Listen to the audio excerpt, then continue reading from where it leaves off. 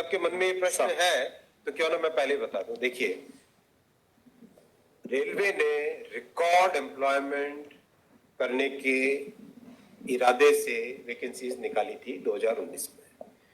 Railway की नौकरी आप सब जानते हैं बहुत ही लोगों को पसंद है, क्योंकि एक स्टेबल ऑर्गेनाइजेशन है, लॉन्ग टर्म ऑर्गेनाइजेशन है। ये ऑर्गेनाइजेशन जिसका देश भर में विस्तार है, हर सबसे जन जन से जुड़ा है, एक इमोशनल कनेक्ट है। इसलिए एप्लीकेशंस निश्चित तौर पे बहुत ज्यादा आएंगी ही आएंगी, बहुत ज्यादा से ज्यादा नौजवान इससे जुड़ना चाहेंगे ही चाहेंगे। एप्लीकेशंस खूब संख्या में आई, 1 करोड़ से ज्यादा आई एनटीपीसी कैटेगरी में भी और लेवल 1 कैटेगरी में भी। 1 करोड़ से ज्यादा दोनों जगह आई एप्लीकेशंस। परीक्षा की तैयारी चालू हुई। परीक्षा के हिसाब से पहले जिनको अपॉइंट किया गया, उसके बाद में आया कि नहीं, टेंडर करना चाहिए। टेंडर के हिसाब से सीवीसी के रिकमेंडेशंस आए, उसके हिसाब से वापस टेंडर करके नया एक अपॉइंटमेंट हुआ कि ये टेस्ट की एजेंसी होगी। टीसीएस को सेलेक्ट किया गया एनटीपीसी के लिए, और मेरे ख्याल से एनएससी है ना, एनएससी को सेलेक्ट किया गया लेवल 1 के लिए, राइट। मैं पूरी बात बता देता हूँ जिससे किसी के मन में कोई संदेह न रहे।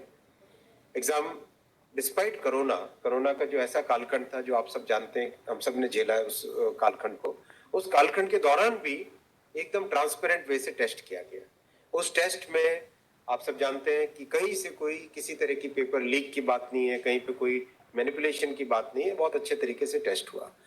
रही बात शॉर्ट लिस्टिंग की, जहां पे छात्रों के मन में एक उद्वेग आया, और एक मैं कहता हूं, हम लोग संवेदनशील सरकार है। हमारे मन में ये भावना है कि हम सेवा करें, हमारे मन में ये भावना नहीं कि हम राज करें। ये भावना के साथ जब काम करते हैं, अंत्योदय की भावना से गरीब की सोच की भावना से, तो उस भावना से जब काम करते हैं, तो अगर छात्रों को परेशानी हुई तो उसको सॉल्व करना हमारी ड्यूटी है, हमारा कर्तव्य है, उसके लिए हम तैयार हैं, उसमें हमारा कोई ईगो नहीं है। हमारी जिम्मेदारी है कि जो रेलवे से जुड़ रहे हैं उनके मन में अगर कोई प्रॉब्लम है, कोई संशय है, कोई पॉइंट पे डाउट है, किसी कारण से उद्वेग है, तो हम उसको समाधान करना हमारा ड्यूटी है। तो इसीलिए जैसे ये पॉइंट आया, तुरंत एक कमेटी बनाई जो कि सीनियर ऑफिसर्स हैं, जिनको एक्सपीरियंस है कई वर्षों का रिक्रूटमेंट का। Already more than 1 lakh representations आ चुके हैं कमेटी के पास में, और कमेटी, आपने नोटिफिकेशन देखा होगा, उसमें टारगेट दिया हुआ है विद इन 3 वीक्स आपको ये प्रोसेस कंप्लीट करना है।